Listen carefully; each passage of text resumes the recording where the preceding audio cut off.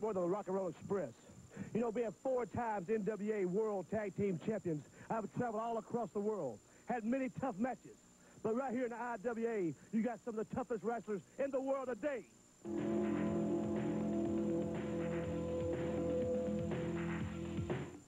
Why wrestle with that dreaded task of doing laundry when you can team up with the largest and most convenient laundromat in Tennessee, Soap Opera Laundry. Free coffee and TV while you wait or play your favorite video game in air-conditioned comfort. Bundle service also available. Just 50 cents per load, Monday through Friday. Prices that won't put you over the top rope. All at Soap Opera Laundry, located on Dickerson Road, Gallatin Road, Charlotte Pike, Antioch, and a new Soap Opera Laundry opening soon on Nolensville Road. On a doctor's tight schedule, you have to be able to eat in a hurry. That's why the doctor and his associates eat at Jiffy Burger. With convenient locations in Manchester, Tullahoma, and Winchester, Jiffy Burger offers curb service or join your friends inside for an informal, relaxed atmosphere. Hamburgers are prepared fresh, never frozen, and your order is ready when you are. Takeout orders are welcome. For some of the best food in Tennessee, visit Jiffy Burger soon. Hometown cooking for hometown folks. That's Jiffy Burger.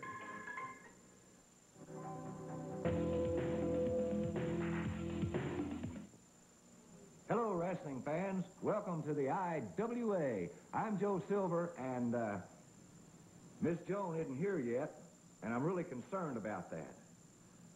Tonight's card, you'll be seeing Jumpin' Jack Reed going against the Assassin.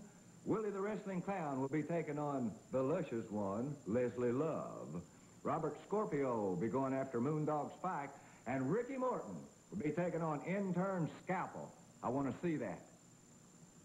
I really am concerned about Miss Joan. I don't know what's going on. Last week, Max Payne did something with Dr. Squash. I knew what he did. Miss Joan knows what he did.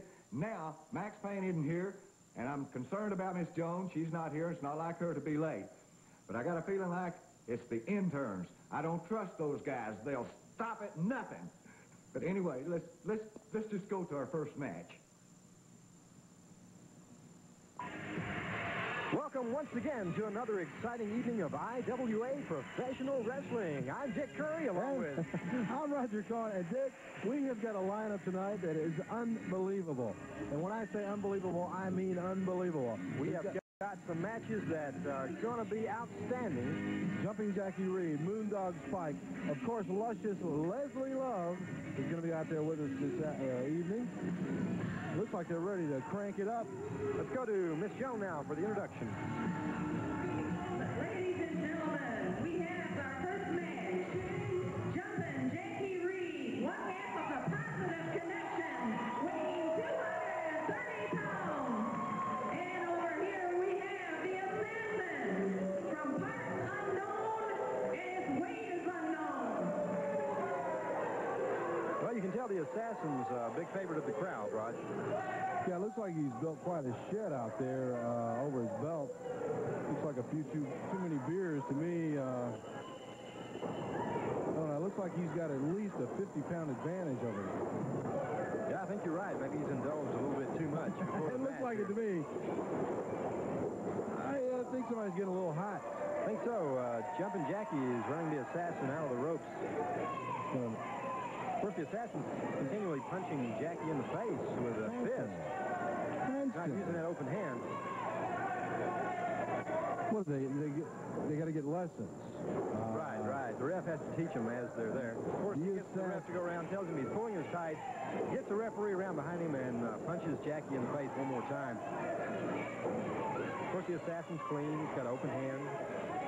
Don't tell anyone, but Miss Jones, she said that the Assassin was from parts unknown. It looks like he's from Lower Slobovia to me. You know what I'm saying? Could very well be. I think Superfly made his outfit.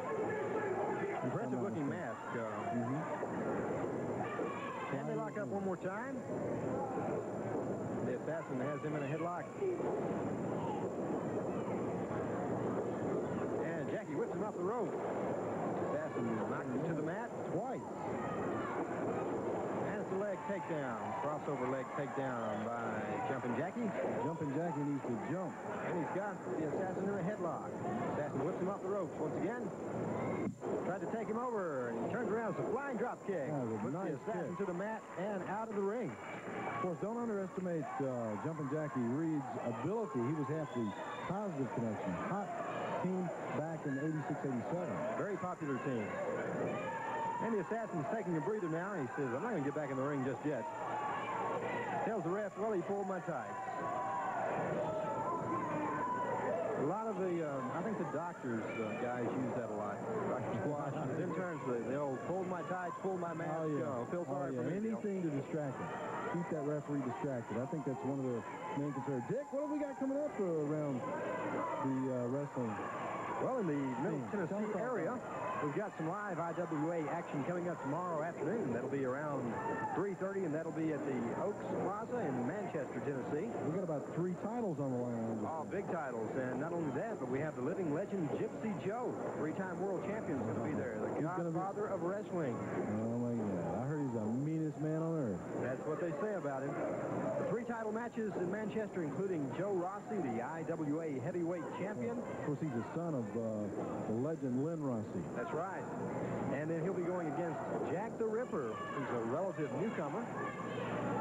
And it sounds like I wouldn't want to get in the ring with Jack the Ripper. You mean somebody is going to get in the ring? Oh, yeah. Joe Rossi's going to get in with him. Also, folks, you'll get to see the group Danger Zone, which includes Gentleman Jim Corbett and Barry Cuda, very popular in the IWA, and they'll be going up against the Interns. And this is going to be a Southern Heavyweight Tag Team Champ match, and this means that the Interns have their masks at stake. If they lose this match tomorrow, they will have to take their masks off, and we'll find out who they are. And it could very well, even if, I don't even know if they'll show up for this one. Really? And they're real funny about those masks. Also coming up tomorrow on the card, we have Cool Breeze Williams. He will defend his Intercontinental Heavyweight Championship belt against North American champion Robert Scorpio.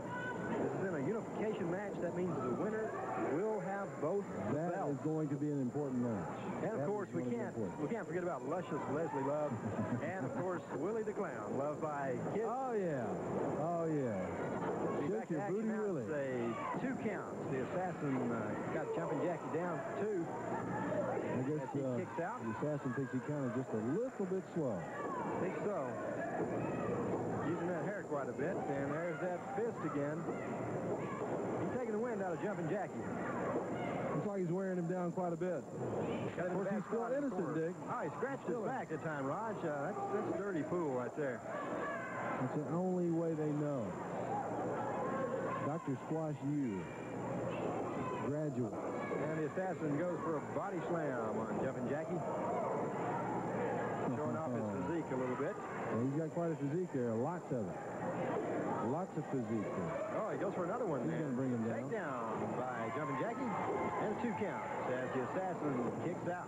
He's kind of mad about that. I think he slowed down a little bit myself that time. There he goes. He pulled my tights again, ref. The ref says, yes, he pulled his tights. No, I didn't pull his tights. Crowd don't like it. I don't think the Assassin likes it either. Yeah, I really think this is a tactic to kind of catch your breath a little bit on the Assassin's part. Sure. If you're out of wind, just kind of make a gesture to the ref, and he'll explain what happened here. And another takedown by Jumpin' Jackie as he takes him into the ropes this time, and the Assassin gets out. Of course, other matches we have tonight, Ricky Morton, the Rock and Roll Express intern scalpel, Dr. Squash, of course, and Moondog Spike. Have you ever seen this guy? Oh, yeah. He's a really tough character. Wild man. That'll be coming up later on in the show. Of course, Richard Lee is his trainer, and he keeps him on a chain. That might tell you a little bit about how that match is going to go. It's wild. Looks like a clean break on the Assassin's part. Oh, he's going to take the wind out of him, though. He's driving Jumpin' Jackie into the turnbuckle. He could be hurt pretty good.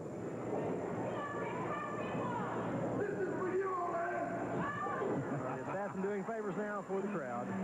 What a guy. Oh, boy. Jumpin' Jackie needs to come back. There he goes. Punch to the midsection. And the men are slugging it out now. All right, he went for the eyes again. The assassin's good at the eyes. He claws the eyes, scratches the back, anything to win. The man just don't care. He slams Jumping Jackie's head into the turnbuckle. And it's a headlock. The assassin takes him in the center of the ring. It's like he used a thumb on the throat.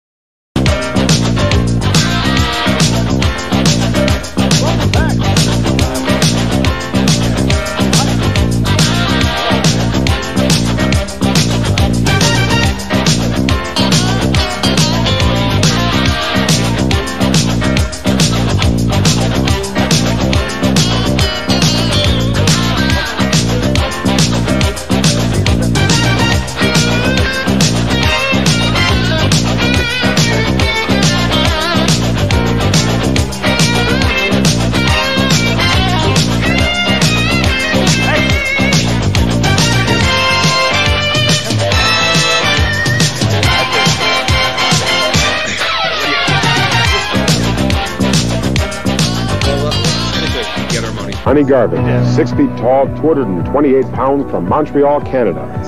And Randy the Macho Man Savage, 6 feet 1, 235 pounds from Sarasota, Florida. The one-man gang, Ronnie Garvin's, climbing into the cage. Tension is in the air. You can feel it mount. The fans are eagerly awaiting the world heavyweight champion, the Macho Man himself, Randy Savage. So, this is... Garvin is pacing back and forth like a caged lion. Also, for your viewing pleasure later on, I think I sent you the picture.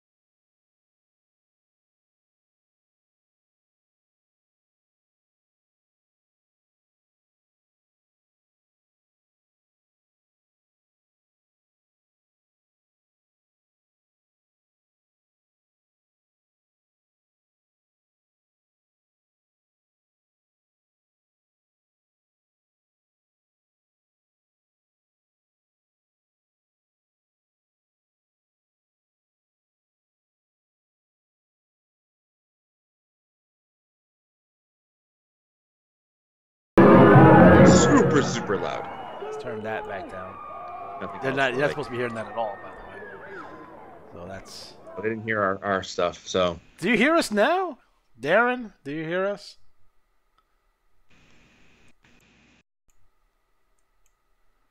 I feel like my thing... it's the worst ever. Okay, good. So he hears us now. Sorry about that. So, Alex, you were just saying about your injury. How was it?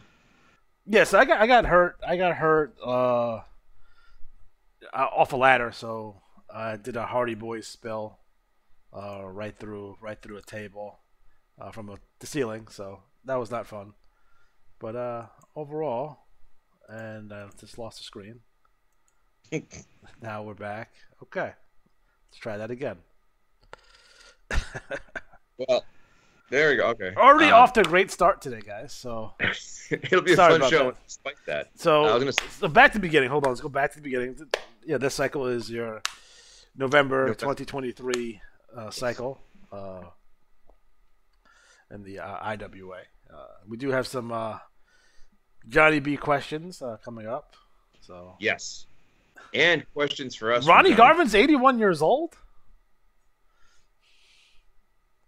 I always think about it this way. Look, back when I was a kid and Ronnie Garvin was fighting Flair, he was basically 2 years older than my dad, which is crazy to think about. Oh, man. Fireball. It's got to be Memphis or Tennessee, right? Memphis adjacent. That's yeah. I was going to say about injuries, my back. So I was saying how my coworker's back went out one time, but my back twinged the other day. And my Randy Savage costume, I could not believe I got away with it at work. I was expecting to be told, you got to go home and change or get a shirt from upstairs. And you'll see that picture eventually today at some point. But I was going to say, I actually thought of you the other day. I was talking about injuries around the house, and I forgot that I fell off a ladder one time when I was fixing the gutters, and I had been linseed oiling the old house I was at. The gutters were wood. Gotcha. And the ladder slipped, like the top of it slipped, and it went out from under me, and I swear I floated in midair for like 1 second because I pushed myself off the ladder, and instead of landing on like a big pile of like crap, I landed on a tire, which wasn't much better because it was on the ground, so it wasn't like a really broke my fall, but it broke my fall compared to like landing on like plastic and metal. And I remember doing that and just laying there being like, and then you do one of these, you're like, okay, I can move everything. I thought I broke my arm, but I didn't. Thought I broke my thumb at work the other day. Oh. That was fun. It's still sore. Yeah, I was getting something off the top shelf, and a box slid, and I went to stop with my thumb thinking it was like a simple little box, and instead it was super heavy and it bent my thumb the wrong way. Oof. But thankfully, double jointed thumbs, so I survived. You know, if I had to purchase one of Randy Savage's robes, the one he's wearing right now would probably be the one I would get. That's a pretty dope one. That's like it's sick. Well, I would say it was an Oriental theme, but I'd say Asiatic. Possibly. It has the snakes in the front, too. Oh, I thought they were dragons. Okay, so snakes. All right. Was he fighting Jake Roberts? That is Ronnie Garvin. Oh, Ronnie Garvin. Okay. Which I would love to see in a Ronnie Garvin Randy Savage match in the WWF. Here's a question: was Ronnie Garvin, Jimmy Garvin? Was that it was a kayfabe brother or relationship, right? But did that happen in the NWA or was that before that? So Ronnie is Jimmy's stepfather. So that's how that goes. All right. Terrific. Because how could they be really related? Like, he's definitely Canadian with this thick Canadian accent, and Jimmy's from Florida. Yes. But he married Jimmy's mom. So, okay. There you go.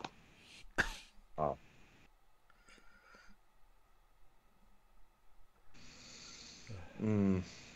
Well, so let's start with our Johnny B trivia. All right, let me get that up here. All right, so it goes right to it here. I feel like he's gonna give me shit on this one. Yeah, I think so. Johnny B. Jr. Alex displayed footage from a Remco VCR wrestling game during the beginning of a previous episode, and while my family never owns any such tapes, I did find it interesting that my father, the original Johnny B., had the same idea as the creators of the game in providing a means by which wrestlers could pull off surprise upset, referring to points scored. The announcer on the recording stated, "If you fall behind, don't worry. Try for a quick win with a pin." 6 holds in a row. I wonder if the exception ever proved as controversial among the players of the game as the notorious 6 holds in a row. Oh, yeah. 6 holds in a row rule. Another noteworthy similarity is that Remco began producing the game in 1985, the same year as the IWA was founded. Thanks for sharing it, Alex. Oh, here's Scott joining us. Welcome. No? Is he there?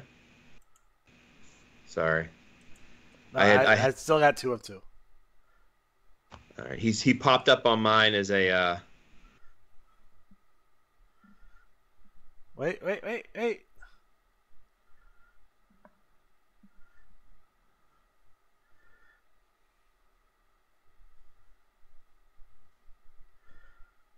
So I guess I'm going to vamp. I don't know where Matt went. He vanished. But yes, I am a fan of all. Hence, the channel is called Retro Wrestling Games. By the way, not just video games. There's a WWF VCR game. There is a world class board game that exists that I desperately want to purchase just to have it. Out there, it's fun stuff. Even like the card games they had at one point were pretty good. But yeah, so I would display footage from that WWF one, but I will get copyright stricken pretty fast on that one. But that one was fun. I actually had that one as a kid, so you had to run up and just fucking hit rewind. Zzz, zzz, zzz. It's ridiculous. Nice. Where is? Okay, here we go. All right, I'm trying to get Scott in here. Okay. He tried to join my call, but my call is not our call. Oh. So get him to our call, hopefully. All right, I need a haircut bad. Jesus. Have you ever considered getting cornrows? No. I'm not Latrell Sprewell. Growing out my hair as well. Are you? Yeah, see how far I can get. Nice. I got the minoxidil in it now. Like, really trying to do some stuff here. Yeah. Yeah. And she's gonna like it too. Oh. All right, I hear Scott. So Scott, mute page. There you go. Look at this good-looking son of a bitch right here. Unbelievable. Unbelievable. I dig that. Okay, sorry. So to finish up, thanks for sharing it, Alex. I should add that when you mentioned the Tubecast was no longer being monetized, I didn't expect that to include depriving Luther of his lucrative Japanese commercial royalties. There you go. In reference to a listing of the total points for each wrestler or team in a given league, Matt asked, can we get the stats in the report? Here comes a Johnny B. beatdown. Early in the year 2020, we put that very issue to a vote. The ballot was presented to players during the same cycle. We implemented Matt's idea of including Michael Cook's player rankings in the out-of-way report. Managers were given the options of integrating singles strategy totals directly into the rankings pages with the team totals listed separately, or dedicating entire pages to the info, possibly placing them immediately following the rankings pages, or finally, continuing the status quo of releasing the data to commissioners but not publishing them in the league bulletins. The voters rejected the notion of their dirty laundry being aired, cycle in, cycle out. See what he did there? We did. So no, Matt, we can't, quote, get the stats in the report. I don't remember that. I mean, I remember the other part, but I don't remember that part. I remember there was a thing where it's like you had to pick like how do you want the name, the money, the dots, like whatever. I remember that being a thing. I don't know why. And Scott, I noticed your finger there. So thank you. Okay. Because I'm the heel of this damn show tonight. Someone's feeling quite sassy. Every one of you. Mark Duchesne, kiss my ass. Hey, Derek Tuttle, kiss my ass. No, the heel turn. My God. Oh no, you want heel turn? Hey, Matt Riley, kiss my ass. Oh, there no. it goes. Alex, you can stand. Or you can push my wheelchair. There you go. That's fair. I was gonna say you could stand beside me, but yeah, you could. But I'm gonna be rolling. Yeah. This you is you guys wanted a heel turn? You just got one. Nice. Anybody feels left out, screw the rest of you. All right. Well, don't worry. There's plenty to go around. Oh, okay. There is. So trust me, I'm far from done. Nice. All right. Aaron inquired, Johnny B, are you the backstabber? I had a follow-up question. If you know who he is, can you tell us because they're gone now? Johnny B. Jr. says, sadly, actually make that very sadly, I have never been permitted to compete in the IWA, so despite the persistent rumors to the contrary, I hereby state for the record that I am not, in fact, nor have I ever been, the infamous backstabber. As to his manager's true identity, that will have to remain a secret, but don't lose hope. The player in question placed his wrestlers in the graveyard before going on hiatus. There we go. Okay. In the meantime, I suggest keeping his name recognition at a healthy level by having your own wrestlers occasionally throw fire at a tag team partner's face. This mouse is itchy, sorry. Well. It's like right in your nose. All right. Alex, did they advertise the non-wrestling games in non-wrestling related magazines? That's a very good question. I forgot about that one. Johnny B. Jr. In addition to our cross-promotional efforts, which included marketing our other games in IW bulletins and vice versa, we placed advertisement in magazines catering to fans of the target genre. For example... Penthouse. Close. We advertised our Frightmares game in Fangoria. I want a Fangoria magazine now with that ad. We also distributed flyers at various local live events and created sign-up packets that were sold in locations such as comic book stores. We were allowed the owners to keep the entire fee collected in an attempt to motivate them to sell more, but it was a pitifully small fee. Sports Illustrated was out of our financial reach, but we did promote our baseball, football, basketball, etc. games and other sports-related publications. To facilitate more dynamic, cost-effective ads, we set up automated 1-800 number that potential players could call to learn about the various games available. The voice for the system was provided by yours truly, but our most extensive endeavor was by far the production of the IWA TV commercial. What? Hold on.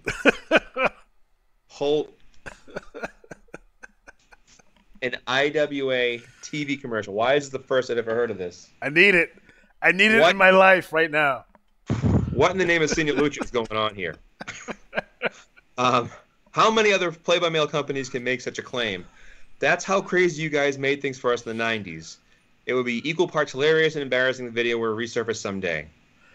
That means that son of a bitch has it. Well, we'll get there. Screw you, Johnny B.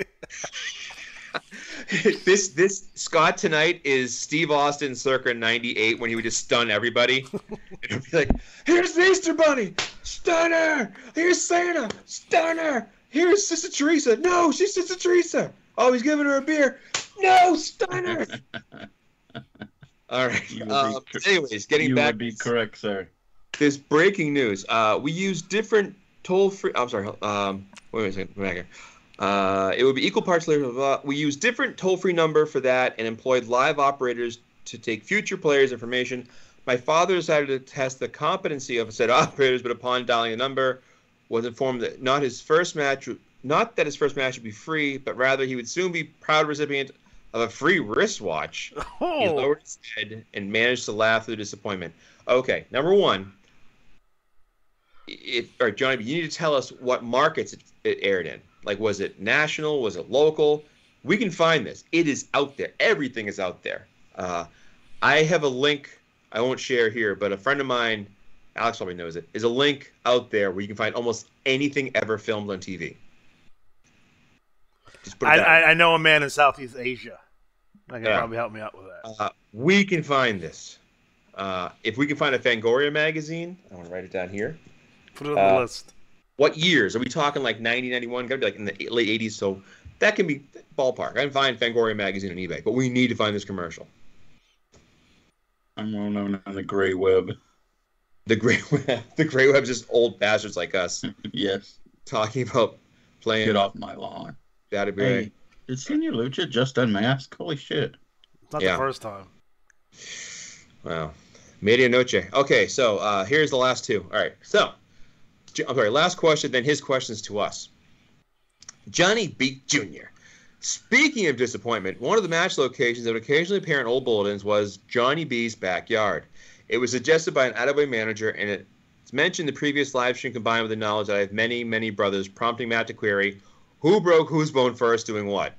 Miraculously, our extremely non-professional wrestling antics in old JB's backyard never resulted in a single broken bone or other injury serious enough to warrant hospitalization.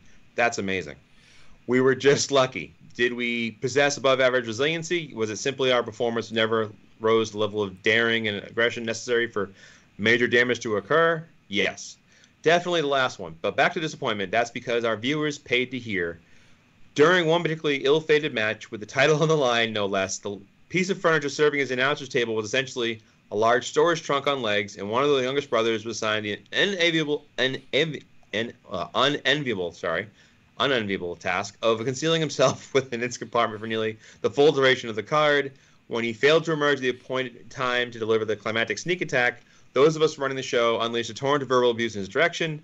To the confusion of the fans in attendance, his presence in the hollow table was quickly revealed, and we discovered that our disparaging remarks had no effect. He had fallen asleep due to lack of oxygen.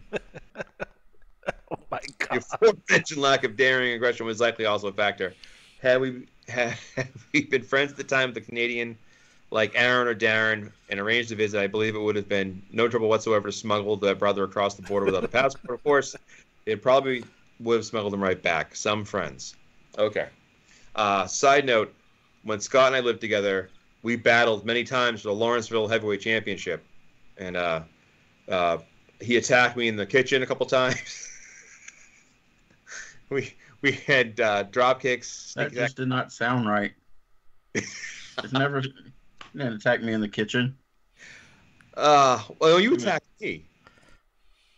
I was opening the door and you kicked the door. The fun things were just going, like heading to the bathroom or something and getting your head knocked into the wall. It was very much like the Pink Panther where Inspector Clouseau had that guy living with him who would attack him randomly to keep him sharp. Anyways, here's the questions. Okay. Question. After these questions for us, I'll set some questions. The questions for Johnny here. All right.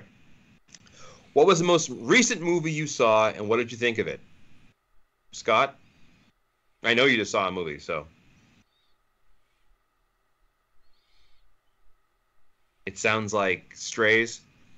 Oh, yeah, I know, but, I mean, why would I want to bring that piece of shit up when I could... Steal. I would be happier with, I saw The Covenant on Peacock.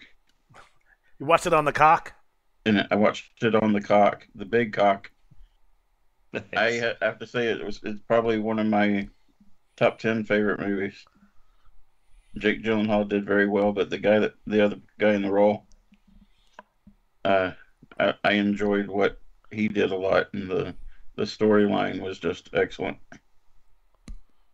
I would have to give it an 8 out of 10 cocks. That's fair. That's fair. Alex? The last film I watched was House Party. The original House Party. Kid and Play? Kid and Play is House Party, yes. And I was shocked and kind of dismayed. I'd watched that movie before, but I've only watched it on television. I was actually disappointed by the lack of nudity in that film because I figured, it's a teen sex comedy, a la Porky's and what have you. You think there'd be some titties in there? There clearly was not. At least some ass. Something. Yeah. Yeah. We did get Tisha Campbell down to her underwear though, so that was pretty good. You remember Porky's, right? I watch it at least once a week. Do you remember a movie called The Great Santini? No. Yeah. It was Robert Duvall, I believe, was the actor. Yes.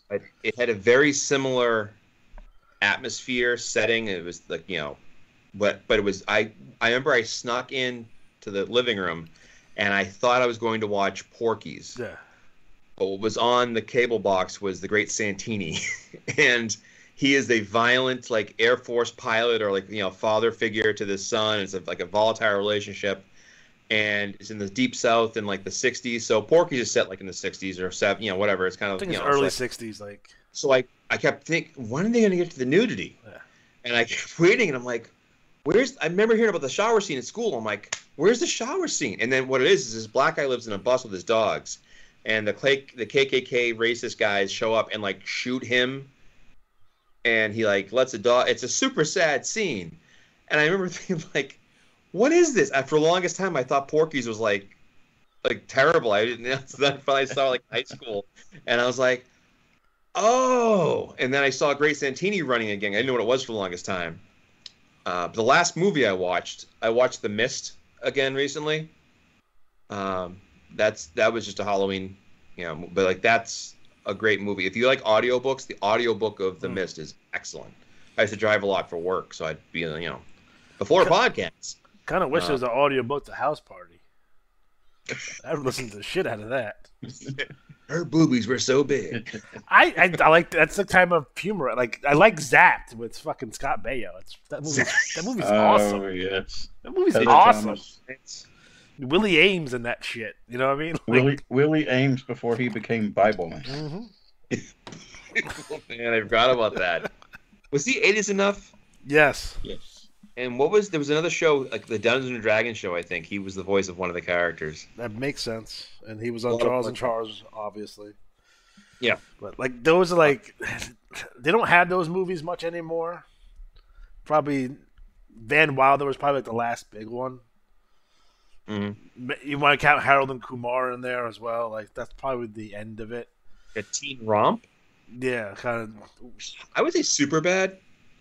It's around the same time.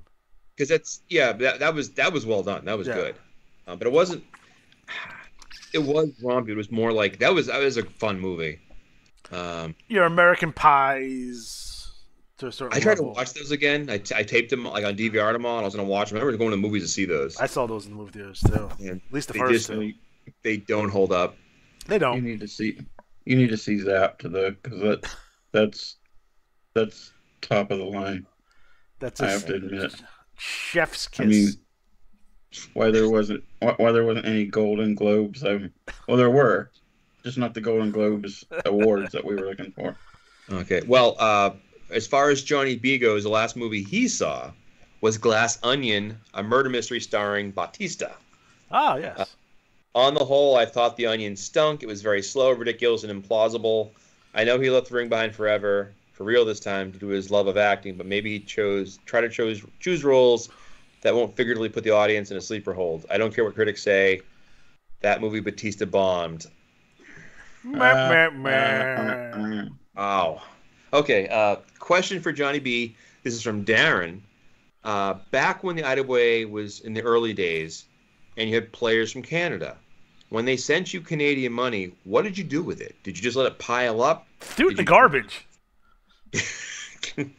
Did you like have a coin jar? You threw coin? Like I'm pretty sure I sent. How far is Willowwick from the border anyway? They probably have exchange. Lake there, so they're not far, right? Well, I don't know how big the lake. I mean, the lake it's one of the Great Lakes, so it's Erie, right? Ooh. I'm pretty sure it's Erie. That's a bunch of crap. There were no Canadians in the IWA in that time. Alex Dallas. I remember that name. Who's a Canadian? Anyways. But was there anyone like, okay, the United States, Canada, Mexico, UK-ish? I know there's some players in Germany and like Korea, but I mean, it's a good question. Like, what has the IWA ever made a map of like list of all the countries he had players from? Not to be stereotypes, but they probably shouldn't let Chinese people play this game. They would win. It's math related. Oh, okay. I was like, we're going communist menace here? Like, no! Oh. There was this. No. The stereotype's much more harmful than that. There was a superhero that played. He was from Metropolis. Did you have to stand back because a hurricane was coming? I don't know. There might be a hurricane coming through. I don't know. I told my wife she didn't believe. So the first question was about the Canadian money. Second question is about the international players. Third question is, with Thanksgiving coming up, we're curious, what is your Like, do you host? Do you like? Because you have a big family, so do you have like one gathering? Do you have multiple gatherings? Do you have? Do you deep fry a turkey like a real man? Yeah, yeah. Do you do the exploding turkey in the driveway? What's your favorite side? What do you make to bring? You know, like my favorite side is stuffing. I don't bring it. I bring like cookies or desserts or something like that. I was gonna ask Johnny B if Star Wars or Star Trek, but I'm pretty sure he's a Babylon 5 guy. He likes Firefly. Stargate. I can see him really using the Stargates. Big in the tech war. When I was a kid, there was one guy in our group who we're all Star Wars. All these, we're all like kids in the late 70s, early 80s. We love Star Wars. My dad was a Star Trek guy, so I like Star Trek. But like Star Wars was huge. And Tommy Magner loved Planet of the Apes. So whenever he'd be like, "I'm Han Solo," "I'm Luke Skywalker," he'd be like, "I'm Dr. Zaius." It's like, what? He was the same kid who played D&D with us, and we like had to have a laser fight, like a phaser weapon. So we were like, "Oh, you have a wand? It's a phaser weapon." I do enjoy Planet of the Apes, the original ones. If you watch them in order, it's pretty dope. The originals? Yeah, because it's a loop. Yeah, that first one was sick. It was awesome. Like I used to work overnights, like way back in the day. So like AMC actually had like movies. So like overnight, because I'd be like, on my days off, I wouldn't change my sleep schedule. I would just be up all night. Because trying to do that would really screw me up. So I would watch like these movies on AMC, and it was like, we're gonna have a Godfather marathon overnight, like from like 1 a.m. to 8 or whatever, because that shit's long as hell. They did like all the Planet of the Apes movies back to back to back, like overnight, and I watched them all, and I was like, oh man, it's pretty good. Another question for Johnny B. How many trick-or-treaters did you have at your house this year? I had 2. Did you? We had a bunch. 2 trick-or-treaters, and they were like high school kids, like a guy and a girl. I was like, oh hey, what's up? And they were like, so I had a whole bowl. I'm like, take 2 handfuls, guys. They're like, really? You ever stick your hand in someone's bag and take candy? No. Oh, that's just me, I guess. No. Like, oh, let me get that Charleston shoe.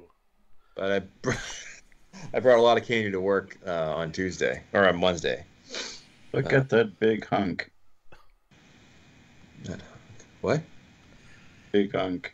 It's another no-name candy bar. Was it like a payday? No, it was Big Hunk. Big Hunk. Big Hunk. I don't remember that one. Like it was just a big hunk of whatever it was. And it wasn't the cheap one, right? Like the little silver package. No, that's a chunk. That was a chunk. That chunk's a real thing. Yeah. There's another one that was a big hunk. Did you have? Was that a regional bar, like a regional candy? No. Like the Reggie bar? Yeah. Did anyone else have? Do we have Reggie bars? Like Reggie Jackson candy bars? Am I the only one? Johnny B was a Bunny Hill fan. I would buy that. What's that candy? You ever heard that candy? Was it Wonka? Yeah. Oh, that's what it's called? It's Wonka candy, yeah, for sure. It's like the ones with it's like, I don't know, like watermelon and shit. Tilt it.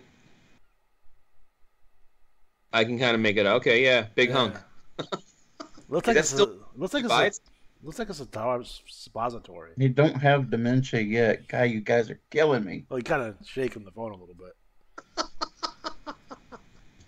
Well, I know my shit. Wait till I just totally forget your names. Then tell me I'm wrong. Between my kid and my ex-wife and my friends, and I forget a couple of names, and you think I'm going to be killing somebody. Shit. I turned 55 on Friday, and that's all I'm getting. Are you all right? Yeah, fuck you. Heel turn. I've already turned. Happy birthday. Fuck off. This is the follow-up promo. Oh, we got to ask Johnny B about the brain teaser exercise that I have on the screen here. What was that thing that he wanted to hear from me? I want to make this show about me for a change. The floor is yours. Big hunk. No, what was it last week that I wasn't here? He asked a question. And he wanted me to... Hold on. He's going to pull up. In the meantime, while he's pulling up that question from last week, we have mind exercises from Johnny B. And one day when I'm a commissioner again, I'm going to use all these as jobber names, like Lionel Chest and Dick Pork and Slow Trick and Hoggy Satine. So can we get some background on the mind exercises here? Because these are fantastic. And you should bring these back. Okay, I got it here. Just for Scott. Especially fans of the Tubecast, especially as number one fan, would like to hear details about the night you managed a real-life Southern Junior Heavyweight Champion to the title. They care a great deal less to hear about that jobber you managed, who is also your best friend. Johnny B turning heel. Johnny B. The gentleman, it was funny because, God rest his soul, Brett Wayne Sawyer. He's up there with his brother. He probably could, or they're both down there enjoying themselves, I'm sure, with Matt Bourne. I had already been, I guess, taught about $1,200 worth of nothing. I was already trying to run shows, and cause you were there too, right, Matt? When Jeff won, or were you not there yet? I wasn't there yet. So I'm managing at the time, a young gentleman. He's probably as old as I was, or he still is. He's still around. He's just he's in a different state. I converse with him from time to time, especially when it's his birthday, and I tell him happy birthday to the Southern Junior Heavyweight Champion. And at that time, that was probably the 45th incarnation of a Junior Heavyweight Championship from the South. It just all depended on where you were running shows at to find one. So there was actually a belt. It wasn't much of anything, but it was the Southern Junior Heavyweight title. I wish I could remember the gentleman that ran the show. I can see his face. I just don't remember him because it was such a long time ago, and I'm getting old. Dementia. Yeah, dementia. Who the hell are you? How'd I get on this cast? At first, there wasn't a big deal to it. It just seemed to happen while there's a little place upstairs in this flea market, and we were all up there kayfabing, or not kayfabing. We're all going through all the matches, and there's one of Matt's favorite guys. Was it Mr. Jam? Mr. Jam. And, Mr. Jam. Big buff African American gentleman. Giant. Didn't really know the business yet. Very, very, very green. But he would follow just about what every other wrestler did, and that was pee down the chute where they used to have an elevator there. So they were all standing over the top, just peeing over the little area where there was no elevator anymore. So to stop making this such a long story, the gentleman told me that he was going to use me as a manager that night, and probably for a couple of other times. And the guy that I was going up against, or putting my friend, he was also scammed by Brett Wayne Sawyer, and he would use the name Jeff Wayne Sawyer. So I finally got him to stop using the Wayne part, and told him that Jeff Sawyer was good enough if he was going to use that. But so we get everything going, and we're heading out to the ring, and no matter what it is and how you are, what kind of show you're in, whether it be a top flight indie show or just a no name, the fans there were still loving and caring, and it was a lot of more of family-like, because that was basically who came to see their favorite star was normally somebody from the family. And there was probably about 200 people there, and then there were people there that have been there for probably since the whole organization started, if you could even call it one. And every once in a while, there were bigger names, and there were a lot of old ECW stars, as always. But I took Jeff out to the ring, and he wasn't a big deal. He wasn't supposed to be a big deal. That's what all this was. How it was going to happen was that I was Scott Hamilton from Hollywood, Florida, instead of California. So I had the Hollywood Talent Agency. And why a face would be doing that should have been a heel. We didn't get that going yet. That part was it was just kind of funny that we had to do it because he told us to.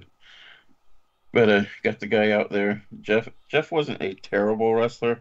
He was just one of those. He would be great for Georgia Championship Wrestling TV talent. He would definitely put on a good show for you, but lose every single time. He probably would have been happy to change his name to Mulkey. But he got out there. He put on a show, and the guy that he was taking on was a guy that that I went to school with, and found him also through Brett's training. And the only difference with that is that Vicious Vic Rose, which is also the actual name of Stacy Smith, didn't take shit from anybody. So when Brett told him how much money it was going to be, Brett pretty much, or Stacy pretty much told Brett that if he didn't get what he deserved, that he was going to beat Brett's ass, and that would have absolutely happened. and Matt knows that. That was he was, whatever he said goes, because he was that big country boy that no matter how bloody he was getting, he was still going to get up and beat the crap out of you too. So Brett trained him well. Stacy pretty much knew his stuff already. Stacy went on to become pretty well known in Georgia. He had a few shots at other places. Like I think he said he got a shot at TNA. He obviously wasn't able to make it in that type, but he definitely was worth his time in all places around Georgia. They knew who he was. But at first he was a heel, and he was a Southern Junior Heavyweight Champion, and it was so long ago, man. He held the title. I brought out Jeff.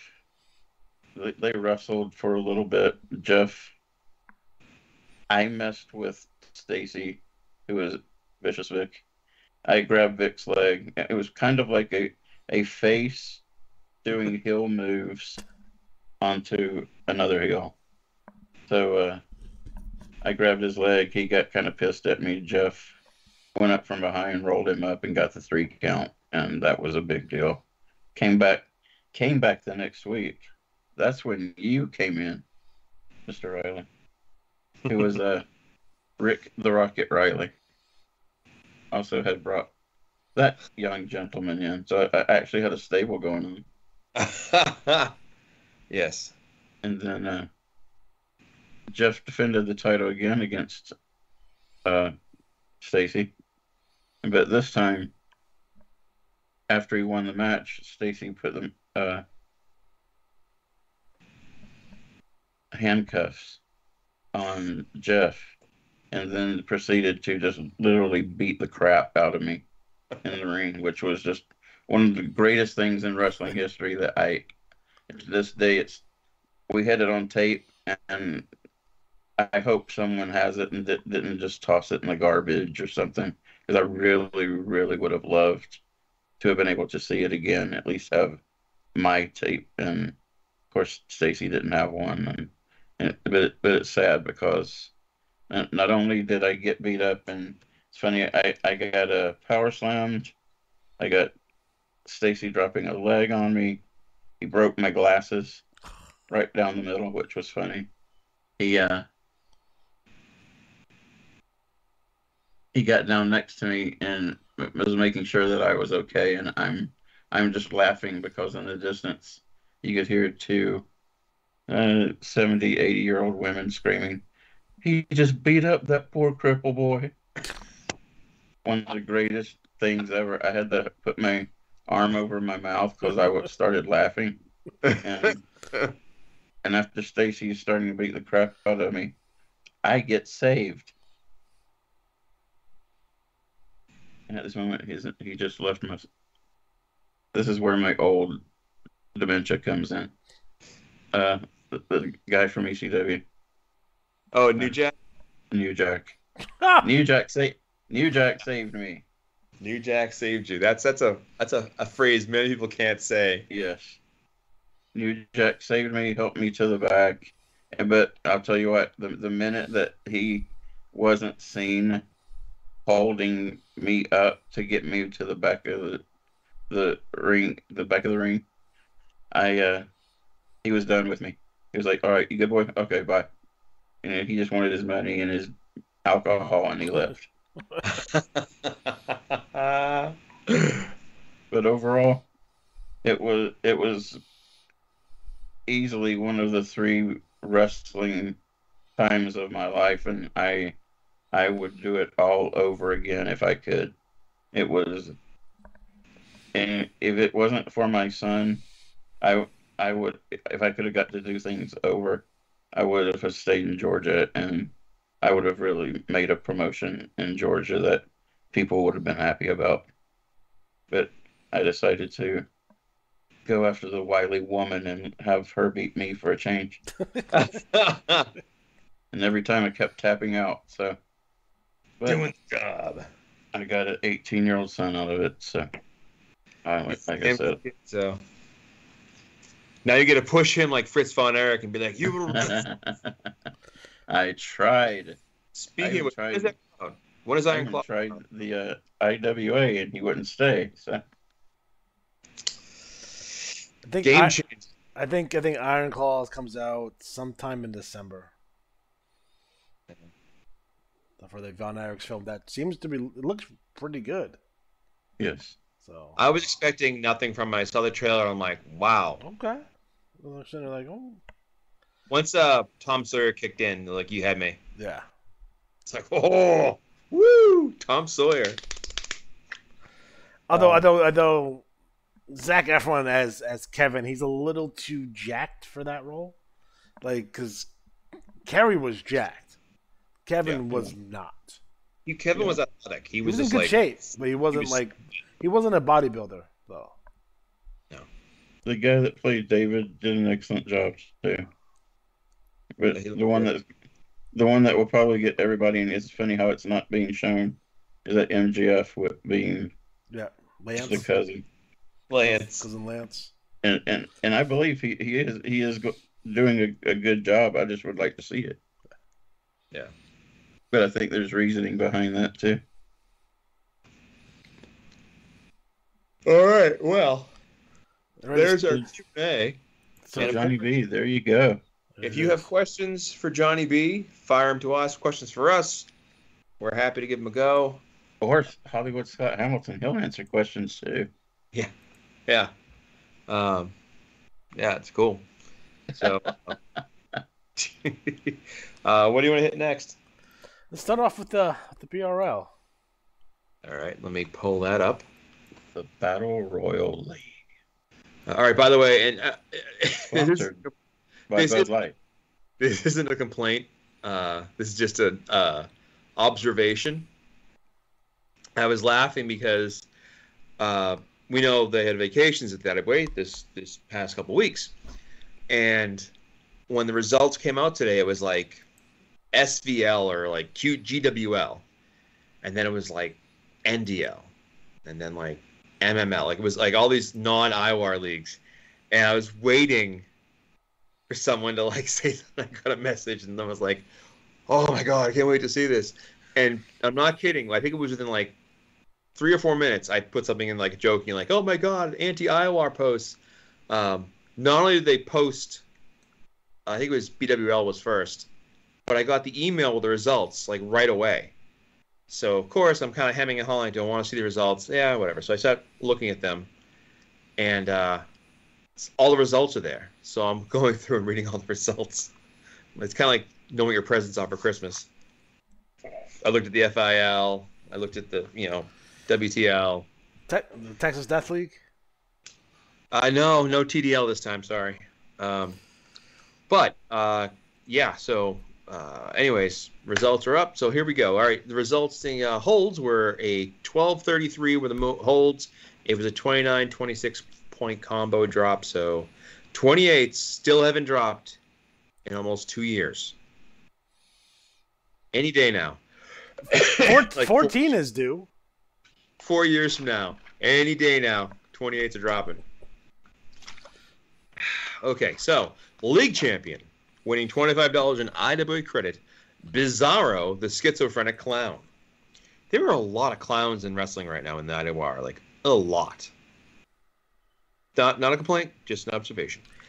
The Battle Royal winner, also winning $25 in IWA credit, Flashy Jack Ferdinand, his first BRL Battle Royal, so not bad. But how tough is the BRL? He won the Battle Royal, didn't win a belt.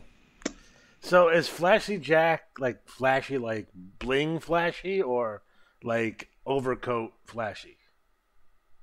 No, he's bling flat. Like, okay. He's like a model. He's a fashion plate. Oh, that was more of like, hey, let me take out my junk right here and show everyone. Yeah, that was the alternate gimmick, and we went with the other way. That's right. Or Kevin went the other way. Right. Tag champions with the Samoan Assassin and Toa Inoue, the Samoan Death Grip, retaining and gaining ground. So they have a big feud with the McFlaherty brothers. And what's kind of cool is that McFlaherty brothers are number 1 ranked, Samoan Death Grip's number 2. It's like real neck and neck, and there's 2 cycles left after this. So it's like anybody's tag team of the year. And the McFlahertys took the TV tag, so it's like boom, boom, boom. The 6-man champions, El Tigre del Trueno, 4-5 Santo Libre, Savage Samurai, Shinzo Shimoto, and of course the TV tag champs, Stevie Vertigo, the Samoan Assassin, Toa Inoue. They used to be called the Syndicate when they were in NWL. Yes, I'm going way back with that. The BRL TV champion, Author of Agony, LePage Turner. Central Plains champion, Dixon Ticonderoga. A question now, is he wearing silver and black or yellow and green right now? Maybe he's wearing half and half. All right. Maybe. Like an Arnold Palmer? Hey. Yes, the Arnold Palmer. You seen the spiked Arnold Palmers in the stores? Oh, yeah. I saw there's a spiked Mountain Dew now, but it's not available in New York, and I'm very upset. There's a spiked Mountain Dew? Yeah. Well, that sounds like trouble. I have to get up in that business. I haven't seen any around here yet. When I do, I'll have to send you some. Absolutely. All right. Great. So East Coast champion, Canada's strongest man, Gordon Donovan. Now, U.S. Mail called him out recently, but I got to ask this question. So if he's Canada's strongest man, is it like the dollar where, like, it's not as strong, so he can lift like 80 pounds and the guy lift 100? Wasn't it kilos over there? Is it kilos? It's the kilos, Darren. Is it kilos? Kilos. Great Lakes champion, Uncle Randy. Mid-Atlantic champion, Hio, the Teamster. Northeast champion, Bart Whiskey. Pacific Northwest champion, Hillbilly Kevin. Rocky Mountains champion, Sabretooth. Southeast champion, the Total Package, U.S. Mail. Southwest champion, 4-5 Santo Libre. And West Coast champion, Big Guns, Greg Garner. I always push that. Sorry, dude. So, BRL, what's going on? We're getting ready for the gigantic build-up to the pay-per-view Battlecade end of the year. And taking a page from the IWA, if you want a little fun read today, you go to page... Oh, I skipped it. Sorry. Page 18 of the BRL. where Dick Jackson's walking in to the IWA offices for the BRL, and it's complete anarchy because Kim's on vacation. Rick Challenger's answering the phone. It's a fun little read, and I also use it to push, of course, the survey and other stuff coming up. But there's a couple of fun lines in there, so hopefully you'll enjoy it. But the BRL Battlecade's coming up. I added the American Destroyer versus Patrick O'Malley. I was asked for that as a match. So that, and of course, the winners of the matches in the middle, if you look at the pay-per-view card, the winners of the matches in the middle will have a locked-in spot for the Royal Rumble at WrestleRama. So that's not to say the other guys can't get in still, but those guys will be guaranteed spots. So there it is. So how much did Garner have to pay for that West Coast title? Well, I'm the heel. Oh, Garner. Send all your email. You want to send an email? Go look at WTL at Commissioner page. There's my email right there, buddy. That's right. So there you go. That is the BRL. I haven't read the trash talk at all, so I don't even know what's going on otherwise. So BRL done. Well, dig that. Hey, and they're competing for the IWA titles. Gold Federation, Elite, American, and Metropolitan Championships. I got to redo the front page, though, and add the new logo. The Iwar logo.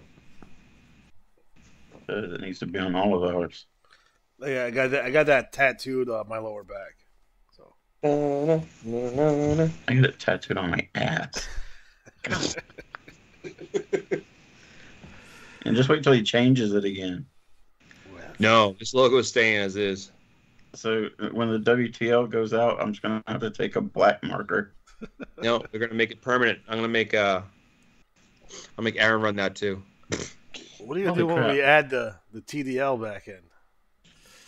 This way you don't realize your wrestler actually has 3,000 wins. Wow. Yeah. $4 million. Oh, that means you are almost double qualified. We should be able to trade in our iCash for prizes. What was the prize? Like a stuffed Johnny. Like stuff you would get at Carnival. Like Carnival prizes, Johnny. Like remember back in the day, like those comic books where like you get points and you can get a Huffy, like those ads.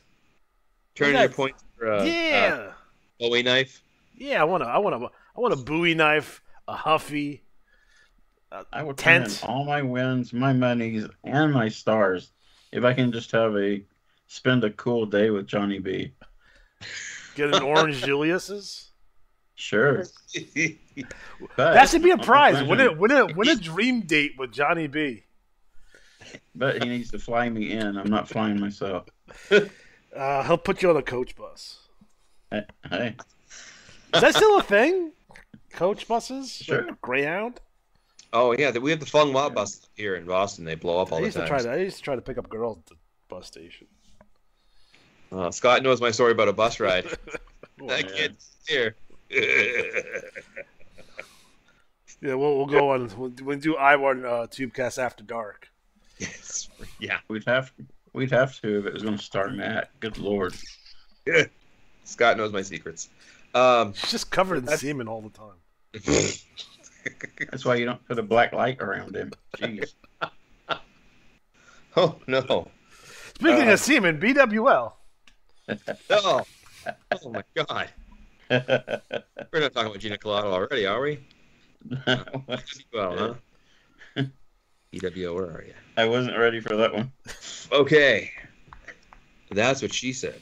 That's what it should say at the very top of the bulletin. Speaking of semen, it's first the BWL.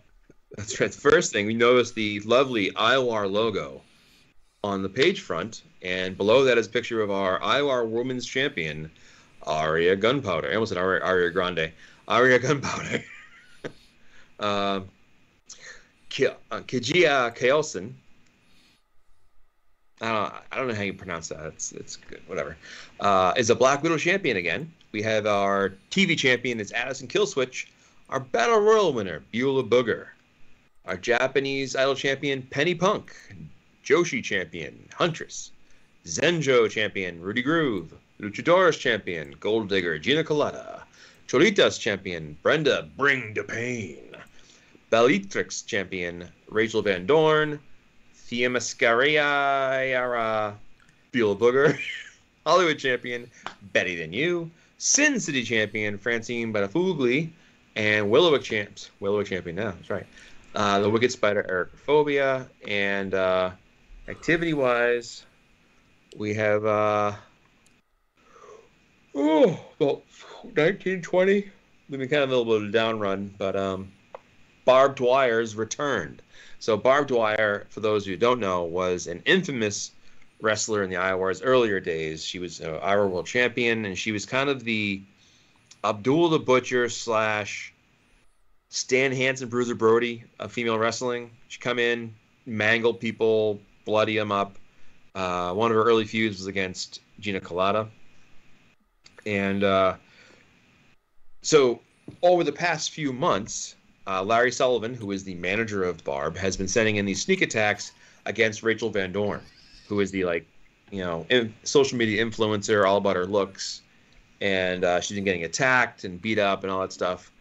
So if you want a fun read, I would encourage you, after you read the BRL, to go to page 5 and 6 and 7 in the BWL, and it's the pay-per-view write-up. And it's a lot of fun. It's 2 pages, but there's the return of Barbed Wire is at this show. And, of course, we have the biggest match in the history of women's wrestling in the IWA, and is the triple threat with the IWR, IWGP, and Global Championship all on the line. Happened at this show. Penny Punk versus Aria Gunpowder versus Gina Colada. Give it a read. Thank you to those who sent me little messages saying they liked the write-up and certain parts of it. Because Alex, you probably, as a match writer, you probably dig this too when people send you notes about little things you put in the match that no one you think would notice. Oh, yeah. That's you do, and it's like... That's the best. Exactly. So, one in particular, like I mentioned by a couple of people, is it's a ladder match. And you don't see this kind of thing enough in wrestling. And I always think of like Japanese action movies for a scene like this, or personally, when I play video games. I'm a very petty player. So, like Grand Theft Auto, I used to sit and wait with a rocket launcher and like blow. People would get to the helicopter, and they'd be like, so they'd finally get to the helicopter, and then you blow it up, and they would get so pissed, and I would move and hide. And I remember one guy, he came at me and he crashed the helicopter into me, and it was like last thing I did was shot at him, so like he blew up as he crashed into me. Worth it. So in that kind of mindset, in this match, Aria Gunpowder is up at the top of the ladder, and Penny Punk starts chasing her, and Gina Colada knows she can't win, but she knows she can keep Penny from winning. And that's a good rivalry. So that's a little thing, but it's a fun read. Give it a look. It'll take you no time at all to read it, and then of course the suplex column after, which is page 8. So it's just a fun time. Caged Fury 2, which was that you, Alex, that came up with that name, or was that you, Scott? I don't remember. I know Scott was Where the Boys Aren't. Anyways, Caged Fury 2. I think we were tag teaming names from old porn videos. They were smut, sir. We're classy around here. Yeah. Classy to me. I mean, Skinamax, just Skinamax. Skinamax, my tutor. Speaking of barbed wire, I've got to hand it to Larry because he's brought her back, and barbed wire was the reason why Lavender Fields is gone, because I couldn't get Lavender Fields back after Barb just decimated her whole career. So she'll probably never come back. So I give Larry full reins of having Lavender Fields as somebody that Barb got rid of. Or just took her mind away. And last time when she was seen, she was getting on one of those little gypsy rides, and she's never been seen before. She hasn't been seen before now, so Barb probably has her somewhere. Yeah, yeah. Barbed wire being back is a big boon to the BWL. I'm trying to think of ways to kind of spark more. We do have a thing where starting in January we're gonna like bump up, have like big money prizes each cycle, but they're gonna change. So like in WTL you have like one title is an extra 5 free matches, kind of similar thing where like you're gonna have certain things be like that. So stay tuned. But yeah, BWL, lots going on. I dig that. I dig it. I should spend $1 million on iCash and get a goldfish. Sea monkey. Well,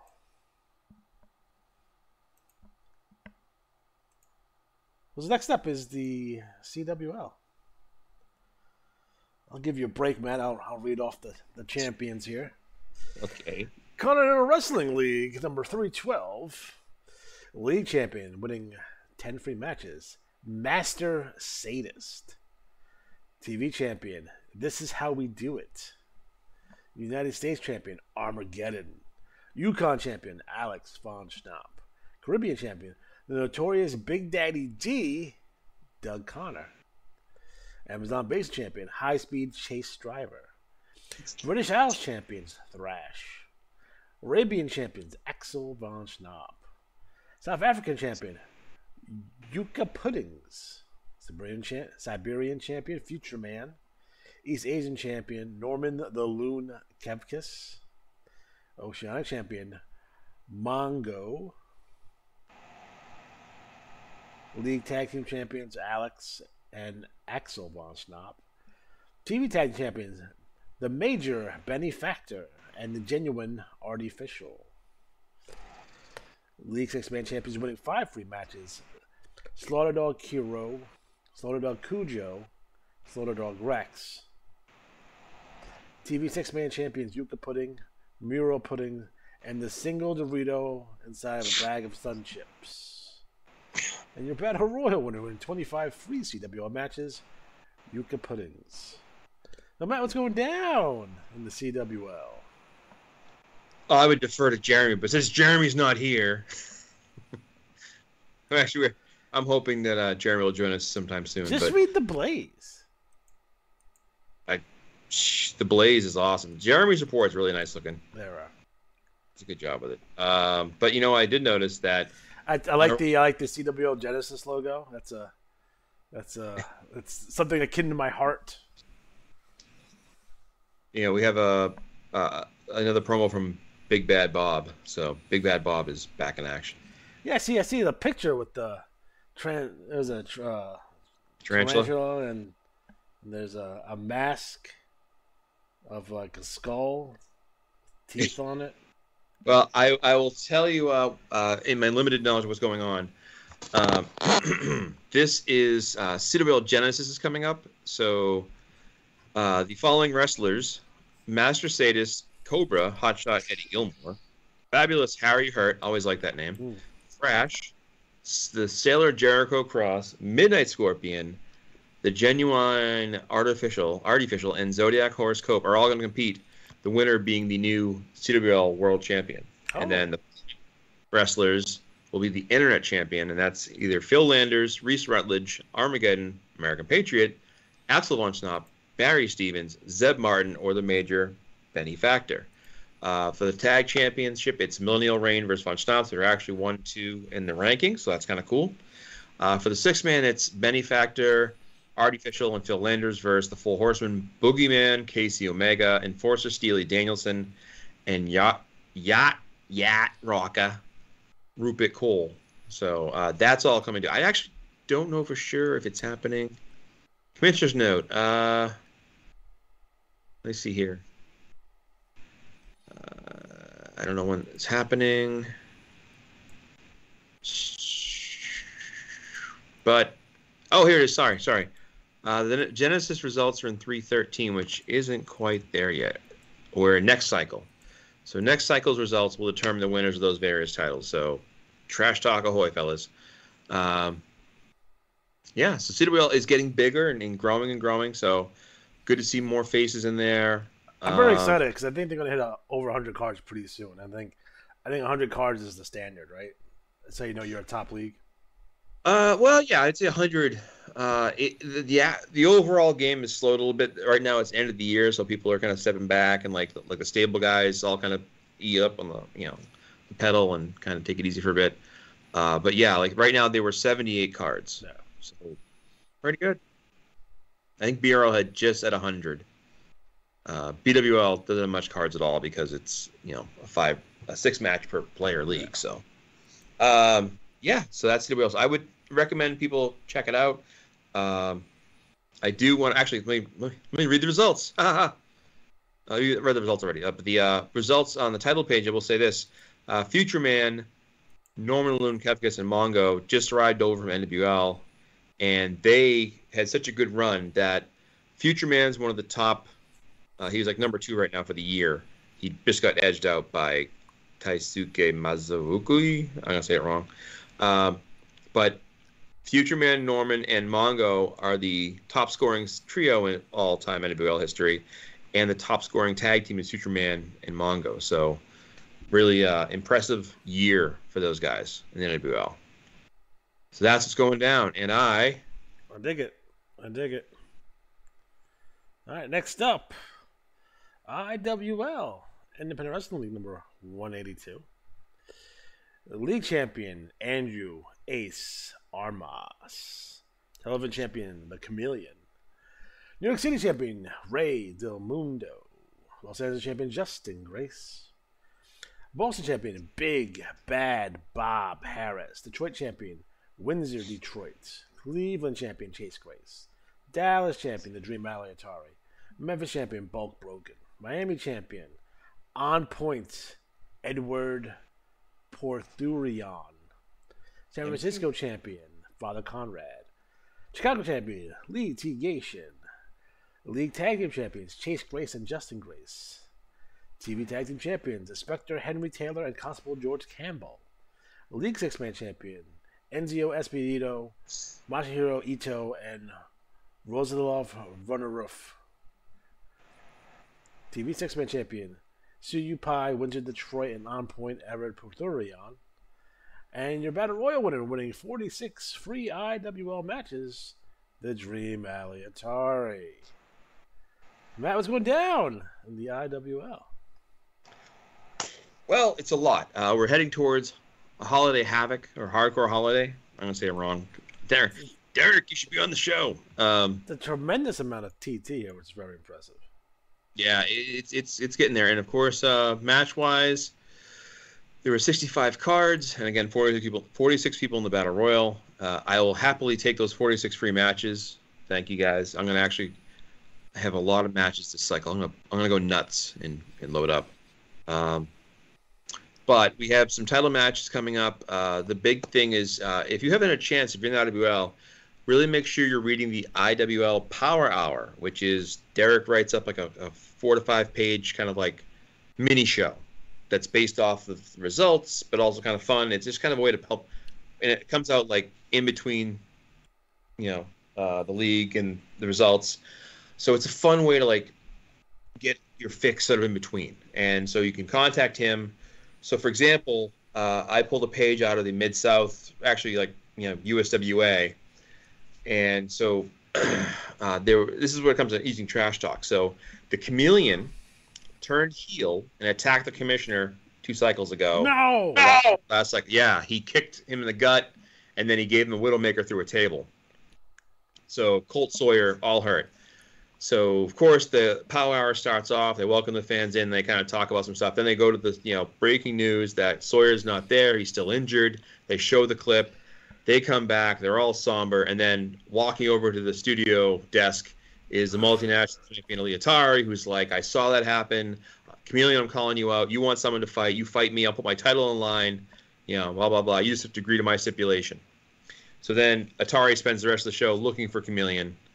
And later on he comes back and he can't find him. And then the cameraman smashes him in the head with a camera. And, of course, the cameraman is the Chameleon. He's in disguise. And he accepts his challenge, so they're going to have a title match for the multinational title between Atari and Chameleon. And Chameleon you're a bum. No, Jillian, I always say I'm working on this 200th issue of the Iwar, and I'm putting a thing together about the NWL and like some of my favorite characters. And the Chameleon's absolutely up there with one of my favorite characters. Oh, we used to put him over so huge. Well, two things happened. Yeah, we know. He wrote great promos, but two, he had he one of the top all-time scorers in his year in the CWL. I'm sorry, NWL. So that was a fun thing. But there's other matches coming up too. But it's just, you want to check out the league. I don't want to give you everything. I didn't even read the trash talk yet, but like you said, there's a lot of trash talk. And one thing Derek does as commissioner is he breaks down the previous cycle's trash talk, so you can kind of like, if you're new to the league, you can jump right in, read the trash talk recap, and then read the new trash talk, and you're up to speed. So a lot of work goes into that. And I always figure, like, we got to find out when he does it, and like go to students, be like, go to your teacher and ask him if he's writing the promos.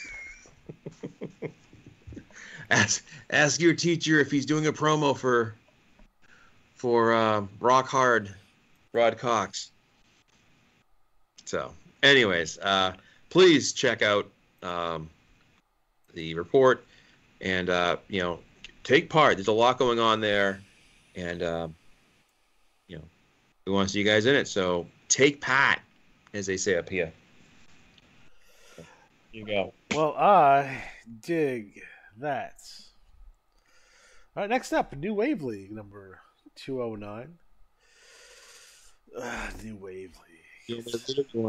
Should be the National Wrestling League, but that's neither here or there. League champion Rachel Yamazaki. TV champion, Old Gray Hair. Central Plains champions Killer Creed. East Coast champions Tayushi Makuzu. Great Lakes champion Jailbird Smith.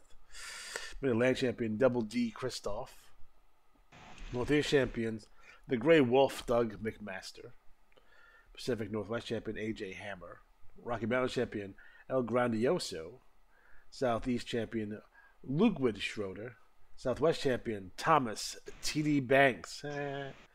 West Coast champion Sarah B. Money. League tag team champions Mike Rampage Sanders and Killer Creed. TV tag team champions Old Gray Hair and the Grey Wolf Doug McMaster. League six-man champion Sabotage, Mike Rampage Sanders and Killer Creed. TV six-man champions Old Gray Hair, the Grey Wolf Doug McMasters and Double D Christoph. And your Battle Royal winner, Old Gray Hair. Right, Matt? You dying? You dying lately? Yeah, it looks like you're dying a little bit. Yeah, I do. It's getting there. I'm due for a haircut and a color. So Matt, what's going down in the NWL? We want to welcome new players Rowdy Rick Rogers, Fireball Fry, and Nick Cage. Apparently taking a break from acting to join the NWL. Who knew? I would laugh if that really was Nick Cage. He named his wrestler after himself. Like, there's actually a huge angle going on in the NWL. So a few cycles ago, we told you how He-Man Hoban shocked everyone by revealing that he was actually not a stuttering goofball simp, but actually a manipulative bad man. And now we're looking at Battleground. So our new big shocking storyline is, of course, that we have a gigantic showdown between Johnny B and his children. Donnie B and Mac O.B., I guess, Mac. It's on page 16. And so Team Johnny is Mike Rampage. It should have been Honey Bee, but whatever. Honey, okay. Double D Christoph, Greggy Money, and then a spot's left open. And then it's a 5-on-5 battle royal for the NWL. The winning team receives 10,000 iCash each. Team Mac and Donnie have AJ Hammer, He-Man Hoban, Tsuyoshi Mizuku, Chester the Convict Manning, and one more spot available. So it might grow, but the idea is that whoever's member of their team wins gets control of the NWL. So will Johnny B be booted out by his kids, or will Johnny B take his kids to the woodshed. So there you go. Do people really have a shed for their wood? Well, usually the wood's next to the shed, but that's just me. That's what I've noticed.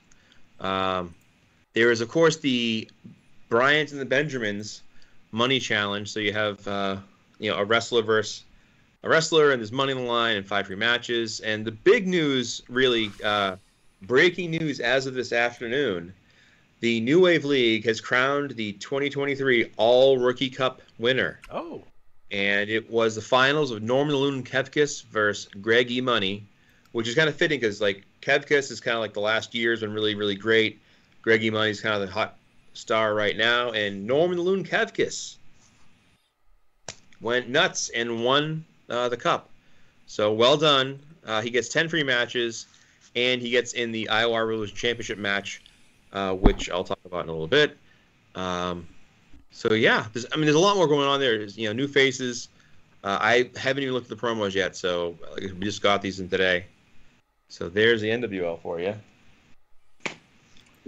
I dig it. So next up, Western Trails League, number 84. Western Frontier Champion, the Prototype Pierre Rush. Lone Star Champion, Outlaw Ron Logan. Southern Plains Champion, the Nightmare Kane Vicious. Mexico Champion, Chavez E. Chavez. Dodge City Champion, Wyatt Shatterday.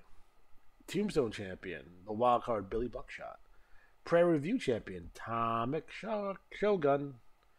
Widow Maker Champion, the Legend Killer Luke Hardrock. Badlands Champion, Zippo the Clown. Cripple Creek Champion, The Dream, Diego Nguego. Southwest Champion, Senior Lucha. Chisholm Trail Champion, the Impact Player, Leon Phoenix. Western Frontier Tag Team Champions, Shanks Wilson and Shackles Malone. Lone Star Tag Team Champions, the Wildcard Billy Buckshot and Benji Buckshot. Western Frontier 6-man Champions winning another 5 free matches, Zippo, Meepo, and Beepo the Clown. Lone Star 6-man champion Shank Wilson, Cell Black Charlie, and Shackles Malone, and your Bunkhouse Brawl winner, the Impact Player, Leon Phoenix. So Scott, what's going down in the Western Trails League? Nothing. Not a damn thing. I'm kidding. Actually, a lot more than last cycle, and the cycle before that. I must say, you're a rush. Well, I see a lot of Western themed wrestlers in here, so this is like I'm assuming it's a cowboy league of some sort. Yeah. Some people don't want it to be, some do, but you know what? Screw them. So. I like clowns.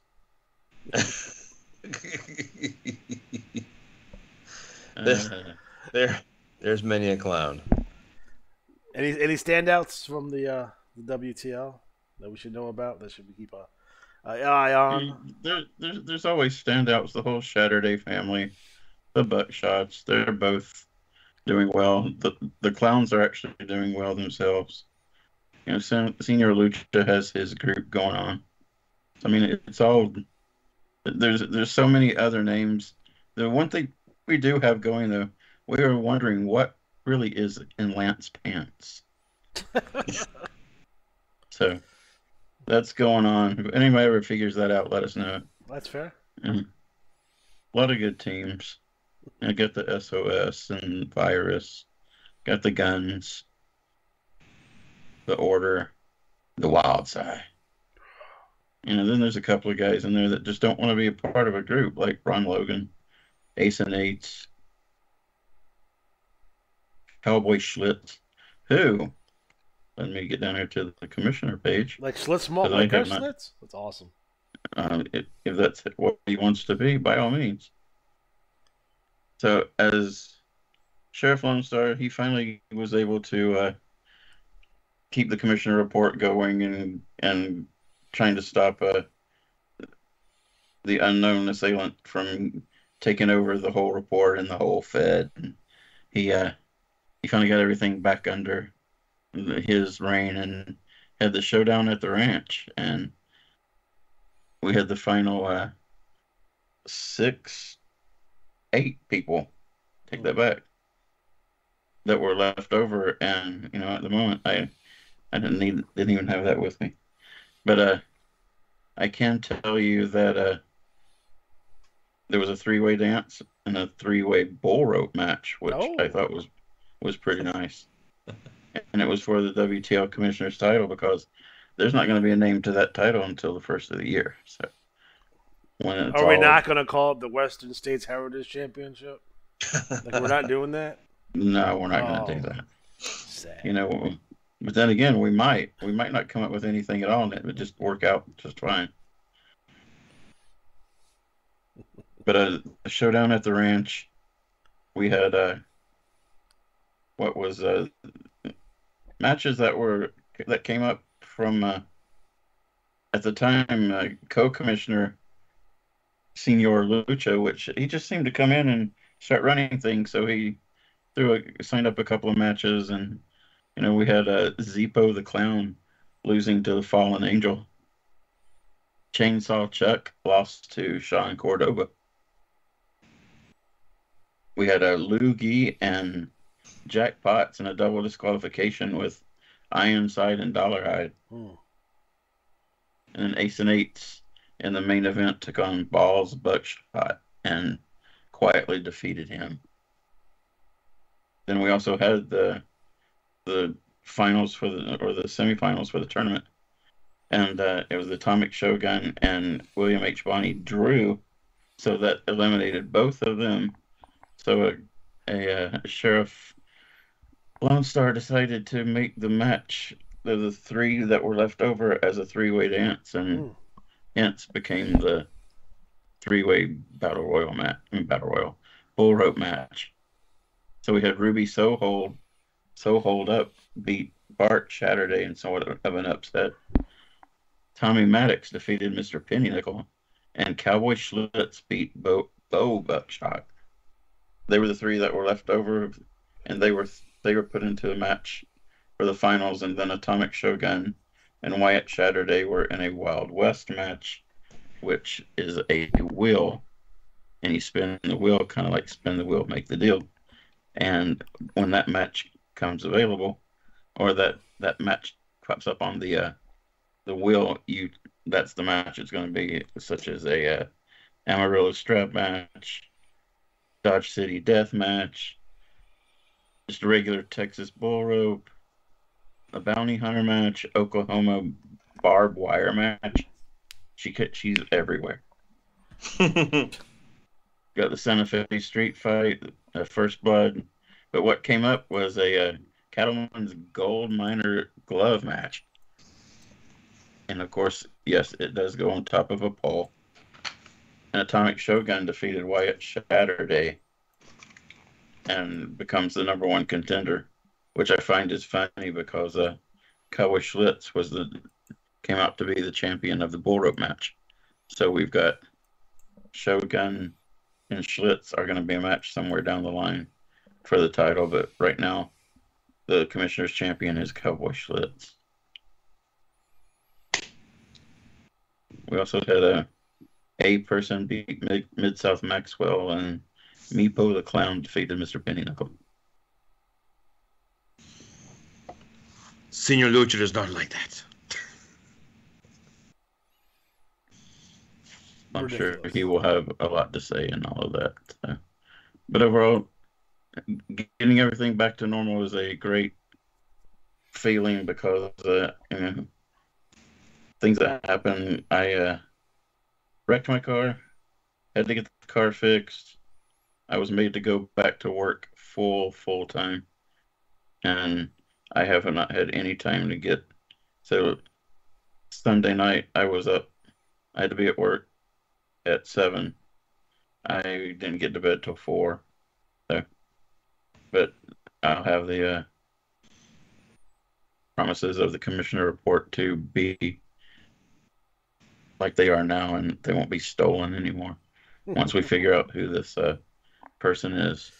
Sheriff Lone Star said he's got $50,000 I know who and it a is. shot I have a at guess. the Commissioner Championship. It's going to be Ghetto Master Jr. Oh, I really think the sombrero gives it away. It could be someone. It could be someone trying to frame somebody else. You know, we've seen that in the past. It could be. It could be the chameleon for all we know. But we had 52 people for 52 cards. Solid. And it was much better than last time. I appreciate the clowns and the Smurfs and everybody that's made this league a little bit better as we keep going, and we will definitely make sure that everything stays on course, and we'll have a lot of fun. Yeehaw. Yee and haw. All right, man. I dig that. So, Matt, what do you got for us Iwar wide? All right, well, let's see. Starting off, the ladder match Battle Royal will occur in the holiday cycle. Sign-ups are due in by Thanksgiving-ish, 28th. But as long as you let that away know, by the end of that cycle. Let's see here. The nominations. I've sent the link out all over the place. If you want to nominate people for awards, this is how you do it for the year. We're looking at, every league, but the survey is kind of pretty straightforward. You just go in, you put your name, your leagues, and then just nominate whoever you want for all your leagues. Like, just to do it all in one answer. And what's nice about this, it's a Google Doc, and it just kind of combines all the stuff. So instead of like the old survey where I had to go through everybody's answers one at a time, it blocks all the answers together. So if I have like most popular wrestlers, like even though it's different leagues in Iwar, they're all there. So please partake. The Iwar 200th issue of the Iwar magazine is coming out this next cycle. So I'm working on that. I actually took a day off to make sure I get everything done because I'm a busy holiday time, and my work is completely dead on Black Friday and that weekend. So it's like, I'm gonna take it off. So I'll be around. The hell does that say? Oh, well. I know. Alex, can you pull up the Imagimania thing I sent you? Yes, I'm pulling it So while we're waiting for that, the event's going on right now. The War Games is completed, and it was a CWL team of the Royal Family of Doom. Came out on top over the other Royal Family of Doom because of some typos or double holds. Whoops. The $1 strategy insurance. I would gladly pay, and I think a lot of people would, for $1 extra to get strategy insurance to make sure that you don't double hold. What if we started a side business? Hold on. Iwar Insurance. You send it to us, we double check it for you, and then we send it to the other way. And then I just steal it. You steal the tracks. I don't know what happened, but all of the guys you had, I already have those titles. It's weird. Yes. So Bound for Glory, Tag Team Derby, and Triple D Cup are all going to their final round. I won't go into details right now, but literally just did the results earlier today. There are 2 cycles left. We have multiple wrestlers at the 200-ish point range. So Iowa Wrestler of the Year is up for grabs still. I put a meme with Boys in the Hood when Ricky's running from the little red car and the guy's at the shotgun. Yeah. If you know Boys in the Hood, you know what that's from. But the wrestlers leading, trying to get the out-of-way holds right the last couple of cycles. But the IWA's Imagimania 38 is coming up. And what's that about? That event, well, thanks for asking. It's going to be a weapons event. So there's all kinds of special weapons. Alex, can you zoom in on one of those lists so we can see them? Absolutely. It's up, so. I'm going to have you read off the weapons and tell us what those weapons are. So the weapons are, as included, beer bottles, bidet attachments, briefcase, duct tape, fire extinguisher, fireball, fluorescent light tubes, golf clubs, a guitar, handcuffs, hockey stick, kitchen sink, loaded elbow pad, pipe wrench, poison mist, slapjack, staple gun, steel chair, thumbtacks, and a trash can. And I do have a level of appreciation for bidet attachments. So special thanks to Johnny B, our number 2 fan next to the Scott, I guess, or our original fan, really.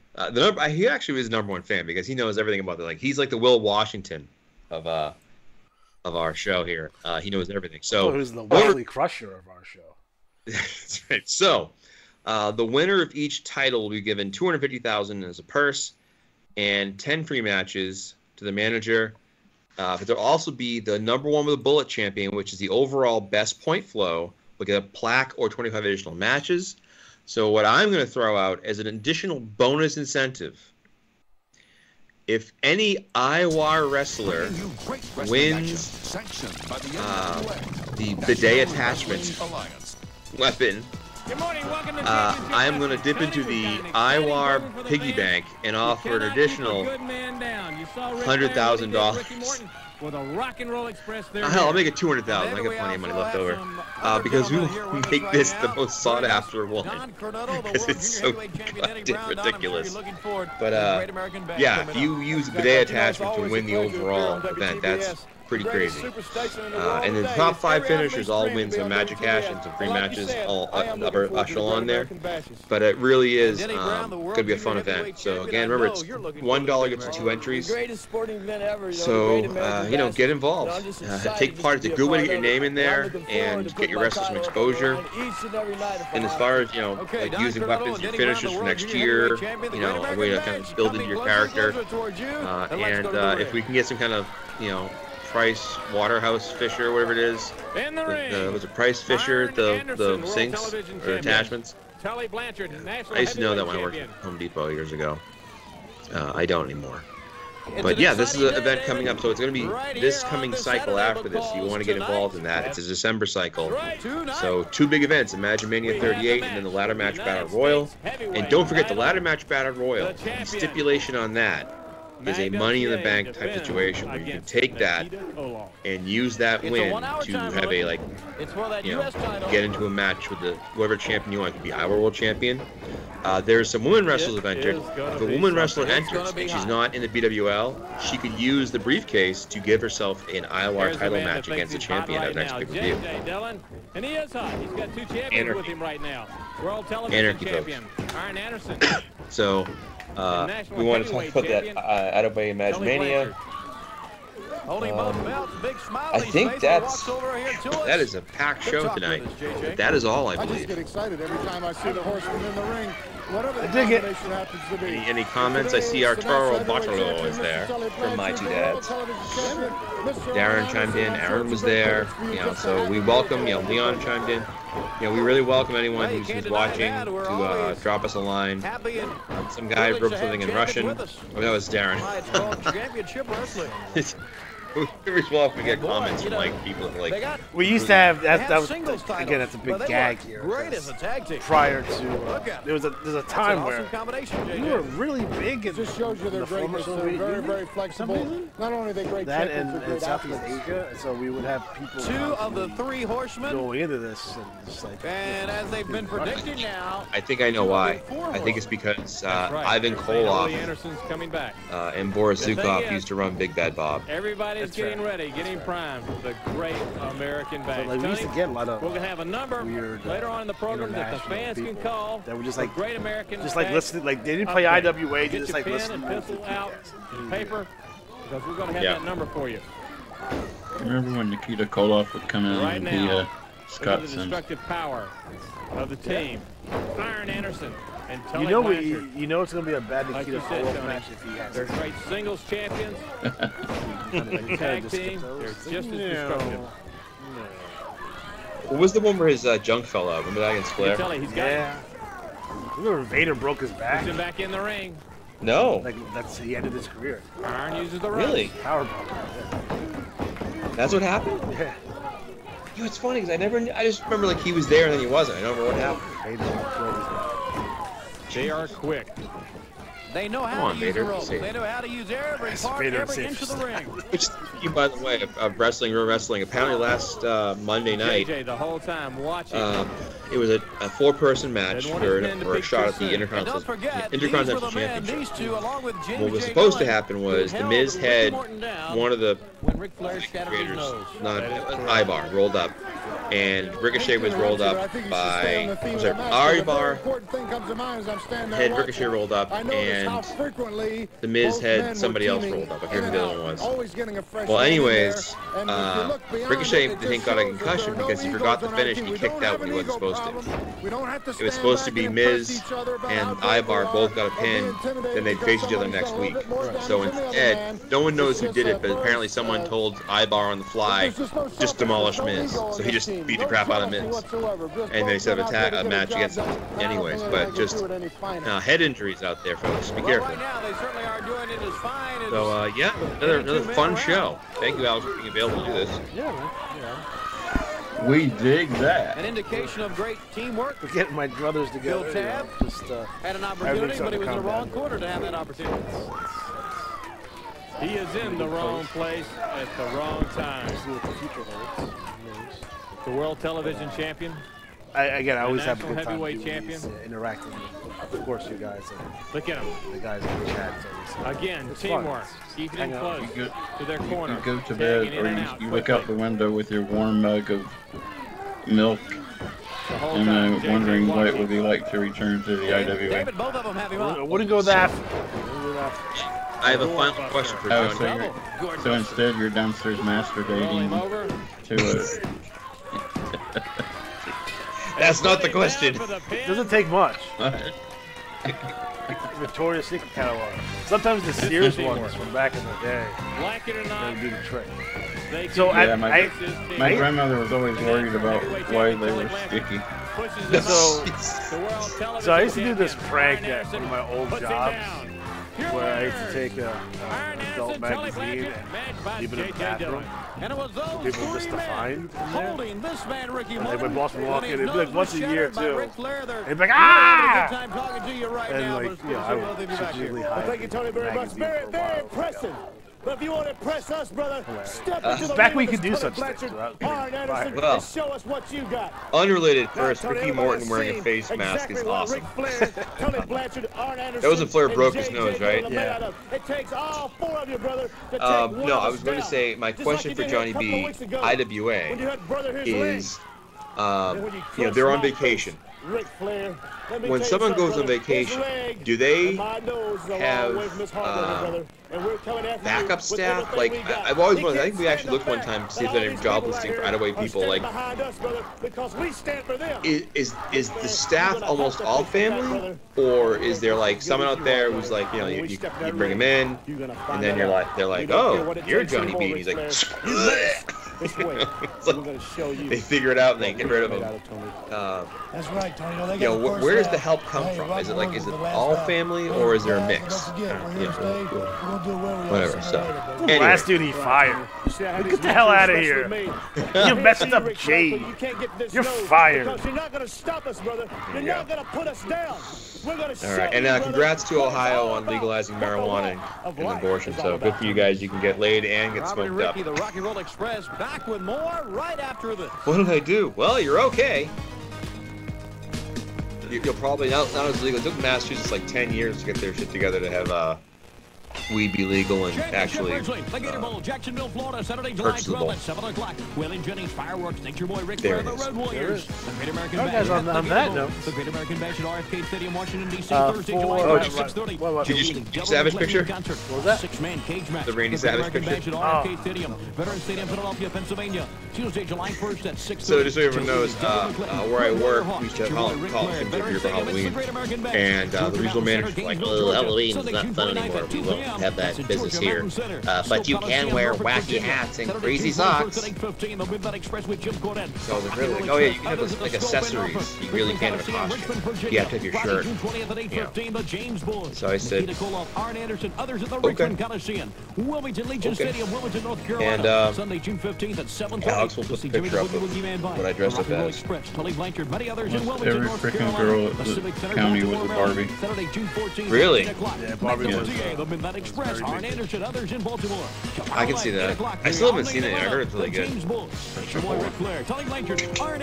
Many others tomorrow night at the Omni in Atlanta. At tonight at 8:15, the Civic Center, Roanoke, Virginia. You'll see the realistically, for most guys out there, Jimmy Garvin and Precious. Other top stars at 8:15 tonight at the Civic Center in Roanoke, Virginia. It's the NWA, the National Wrestling Alliance. It's the Major League of Professional Wrestling.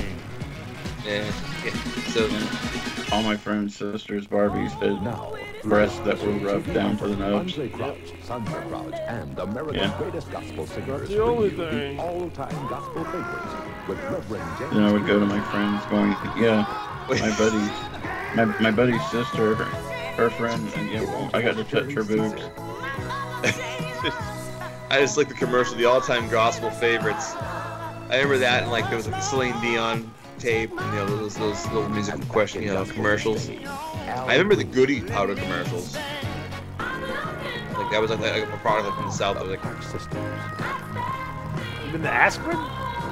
Yeah. Yeah. Goody's powder. There you go, man. The alternate cover for the Iwar magazine. Just so you guys know, you guys don't know this if you're watching. The Iwar team is a running gag. I think I do this almost every issue, where I put a fake cover, and fuck this guy is almost always on there to get a reaction. So that was me in my break room. As either the idea was to be Randy Savage. I also got a lot of, "Are you a pirate?" Remember, I was a homeless Raggedy Andy. So yeah, that was my like last minute Randy Savage. With a true message for today, the Cosmopolitan Choir. Oh yeah, dig it. And I did not talk that way. People were like, "You don't talk like Randy Savage all day." I'm like, no.